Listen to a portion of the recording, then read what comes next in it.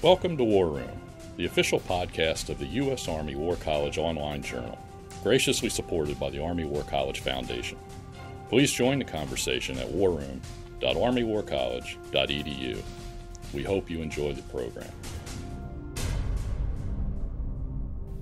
Hello, and welcome to A Better Peace, the War Room podcast. Thanks for joining us for another episode. I'm Jacqueline Whitt, the Editor-In-Chief here at War Room, and I must say I'm very excited to bring you today's program. I have two guests with me today. One is Dr. Mark Duckenfield, the chair of the Department of National Security and Strategy here at the U.S. Army War College, and the second is Colonel Retired Art Lykke'S, who was a longtime faculty member at the War College, and who is now a fixture here in Carlisle. And if you're familiar at all with the literature of strategy or strategic theory, there's a very good chance that you have encountered a simple drawing of a three-legged stool to depict strategy. Some have even called this the Lykke'S model. Well, so Art Lykke'S is here, the man himself, and since he was just down the road from the War College, he was amenable to recording a podcast with us. And we were just talking that this is sort of like a 21st century version of a fireside chat, perhaps. So that's what we're after today. So we've got the opportunity to talk with him and to see how things have changed and maybe what things have stayed the same. To examine, if you will, perhaps the enduring nature of war and the changing character of war and strategy. So Art, welcome to the War Room podcast. Thank you very much for having me. Great. And Mark, welcome to you too. Thank you. So if you would, Art, tell us a little bit more about maybe how you came to be a faculty member at the U.S. Army War College. So I went to West Point after graduation from high school in 1950, and then graduated from West Point in 1954. Went into the field artillery and spent many years at Fort Sill, Oklahoma at the artillery school, and had some great assignments as far as teaching at West Point and stationed in the Pentagon, and one wonderful year with the wonderful people of Thailand, which was great because they sent me to the Foreign Service Institute for 9 months, so I picked up enough of the language that it made it a really wonderful experience. Now, I think you asked me how I got to the War College? Right. Okay. This is not a happy story, so I have to tell you. As a colonel stationed back in Hawaii at CINCPAC headquarters, that's a major headquarters there, for all the forces in all of the Pacific, I was coming up for a very important, not assignment, but selection, and that was the Colonel Command List in the Army. And I was hoping for it, but did not get it, okay? So that was a strong indication. There was no indication for me to go on longer in the Army as far as higher rank. So I sat down with my wife, who was an Army brat, and we decided we liked the Army. We want to stay. We had wonderful experiences, great assignments. So we said, we want to stay. So what do we want to do? So I said to myself and my wife, I think it'd be nice to go back to the Army War College and teach for the rest of my 30-year career.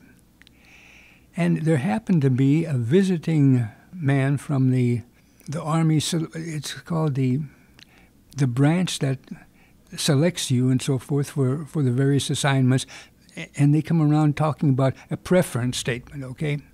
So he came from Washington to Hawaii and was at Schofield Barracks. So I drove up to Schofield Barracks and sat down with him, and he said to me, well, you realize you did not make the command list. I said, yes, I realize that. Yes, I'm aware. Yes, that's for sure. He said, so what do you think you want to do? I said, I want to stay in the Army. I would really like to go and teach at the Army War College. I think I could make a contribution there. And this young major looked at me and says, oh, no, he says, we can't do that. The Army War College only takes top files. That was a crushing blow, even coming from a major, okay? So I went back to my wife. I said, it looks like tough, honey, to get that. So I took another course of action, and that was contact a friend of mine, a classmate of mine from West Point, who was stationed at the Army War College. And I told him the story. I said, I would really like to come. I think I can make a contribution. And he talked to his boss, who was a man called Colonel Harry Ball, who later on wrote a wonderful history of the Army War College. And Colonel Ball said, we want him here. So because most of my career had been spent in the Asia-Pacific region, I was brought in as a regional expert. Now, I don't think it's even possible to come close to be an expert on almost 1/2 of the Earth's surface. But I had had a lot of time in the Asia-Pacific region, so that's why I came to the War College. Great. So we still look for regional expertise of course, in our department. So, of course, yeah. Mark, tell us a little bit about how that maybe has transpired now. Well, we have a regional program now where we offer a variety of regional courses across what we have created 7 regions of the world. And as you alluded to, the Army still looks at the Asia Pacific as one big region. And but now, with so many different people and different countries and interests there, it's quite a large survey course of quite a large area. But of course, there's a lot of interest in it. One thing I was interested in hearing more from you about, because we've brought you up to the time you've arrived at the War College. If you could perhaps tell us how you came up with your famous metaphor of the stool. Okay, that's a long story, but I'll make it as short as I can. When I got to the War College, I'd only been here a few weeks, and my boss, Colonel Harry Ball, called me in and said, Art, I've been thinking about selecting you for the next Director of Military Strategy. And I was a little bit surprised because I thought I was a regionalist. But I had been to some good schools and a lot of time studying, so I said I would like that very much.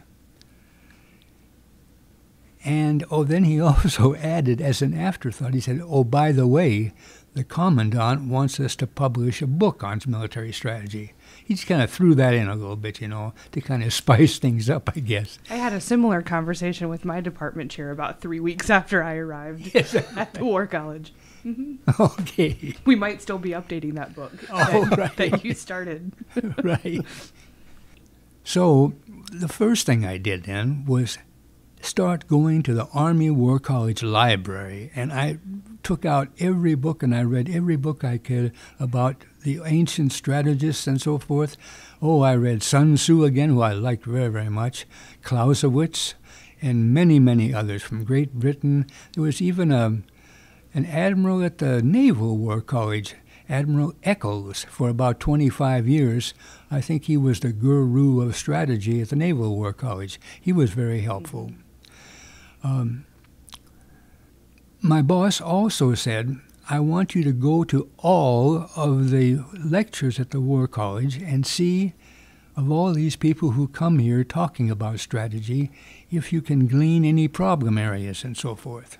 So after studying about a year at the library and looking at all the lectures, and guess what? I did find some problems about the senior ranking lecturers coming into the War College, many of them purporting to talk about strategy.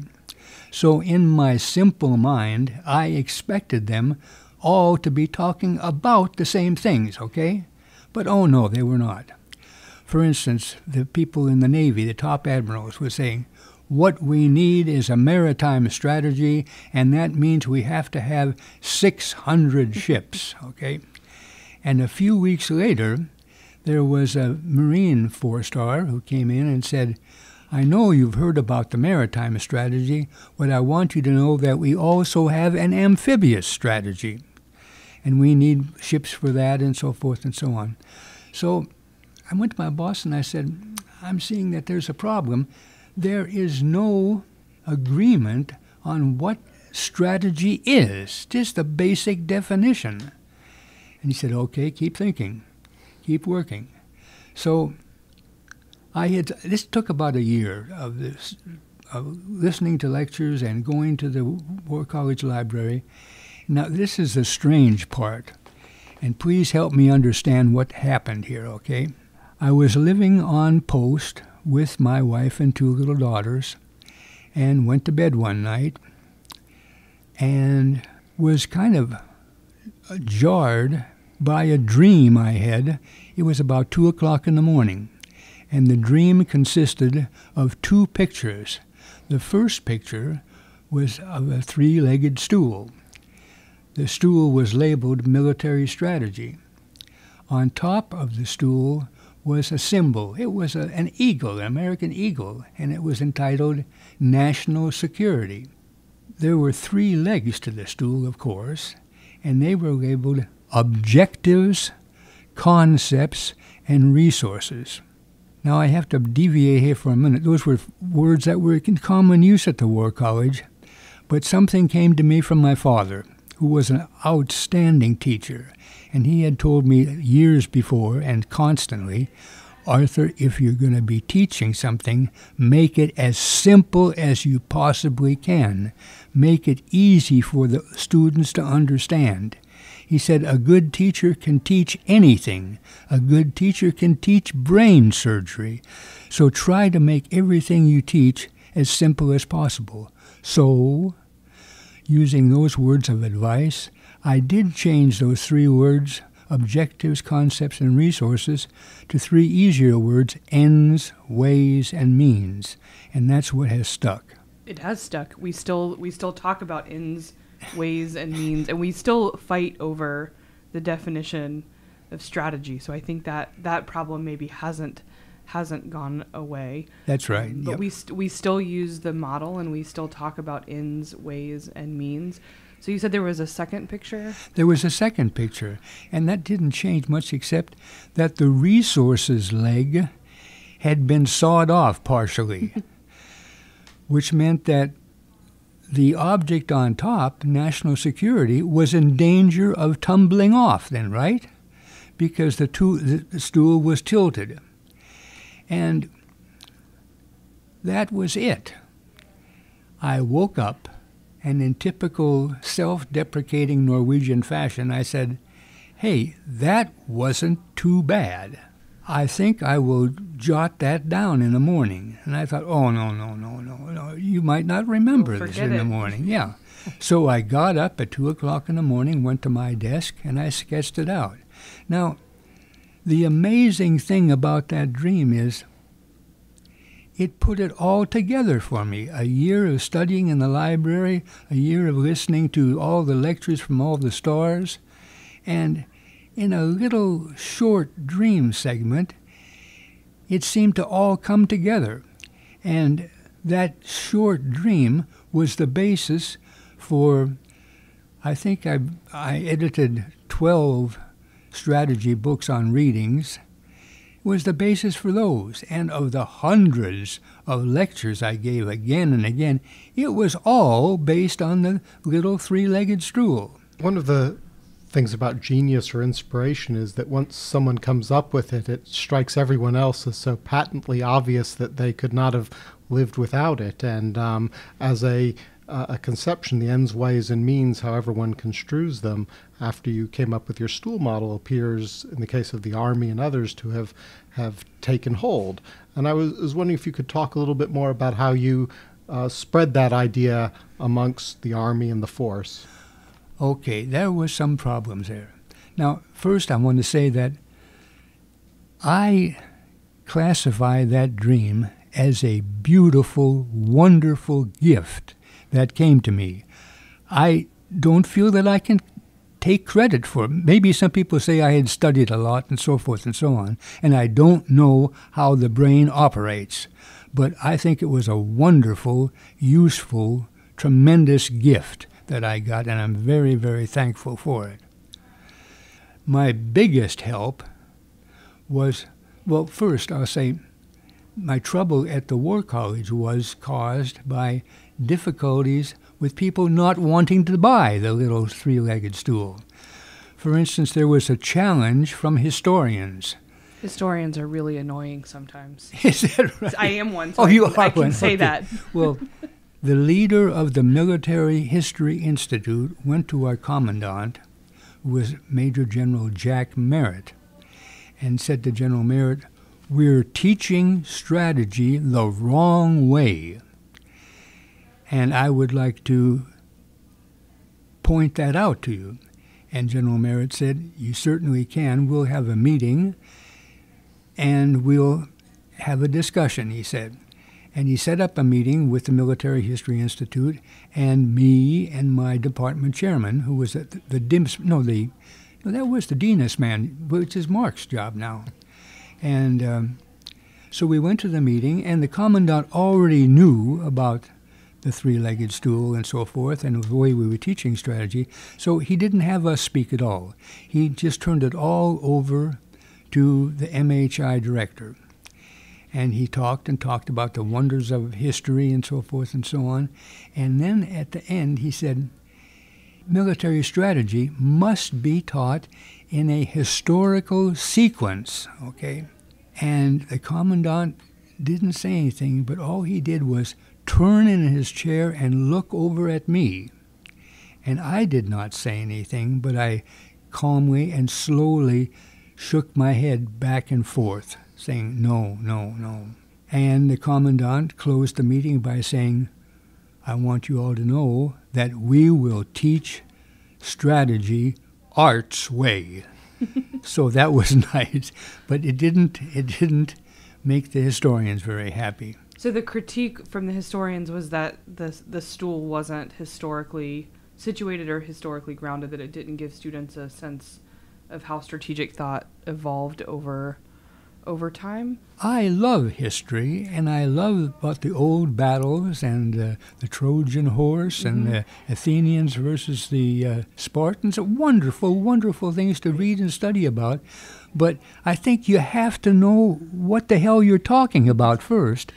And what is strategy? What are the component parts?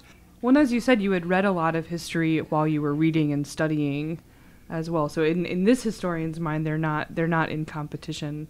Well, that sounds wonderful, because I don't think you and I would have had any problem at all. No, I don't think so. Okay. So after the meeting, so you continue to teach strategy Art's way using the stool model. Do you recall how it was received by students at the time?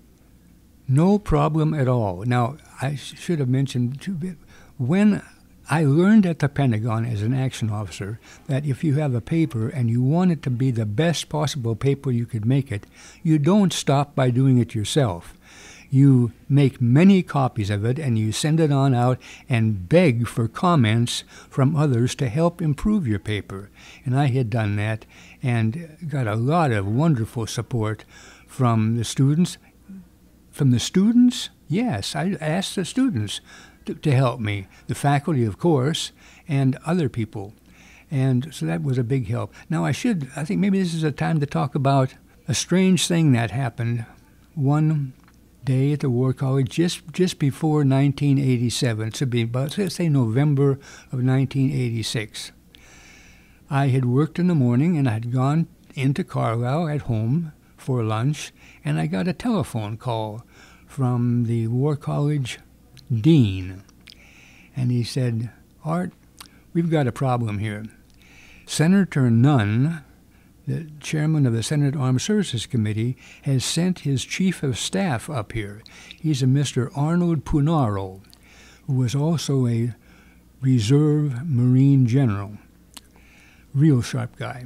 And he said, we've given him all of the briefings that I thought he wanted, like the curriculum briefings, the history of the War College, and so forth and so on. But all he wants to talk about is strategy. So could you please come in this afternoon and give him your pitch about strategy?" I said, "Of course I will." So about an hour or two later, I went into the War College and into one of the seminar rooms, and we brought up Arnold Punaro by himself, nobody with him. And he sat down, and I was going to give him this little, it didn't take me long, 15 minutes, something like that, to go over the three-legged stool, what it was, and so forth and so on. And he started grilling me, asking question after question after question. It must have been 1 hour, but it showed that he was really interested. We did not know then that Senator Nunn had decided to hold lengthy hearings on the subject of military strategy, the first part of the 100th Congress. So that would have made it January of 1987. So after a few weeks of mulling, thinking what had happened and so forth, I got asked if I would be able to get down to Washington and brief the Senate Armed Services Committee on the three-legged stool. And I said, of course I would. I would love to do that. But now there were problems there, too, because many people in the Army, even on the Army staff, wondered, is this a good idea to get involved into this with the Senate? Even the vice chairman of the Army staff, I think it was then Max Thurman, a three-star general, came to the War College to give a speech. And he wanted to see me before his speech. So with some hesitation and concern, I went down to Bliss Hall, the auditorium there, and met with the general. And the first thing he said to me was something like, Art, why the hell does Senator Nunn want to talk to you about strategy and so forth?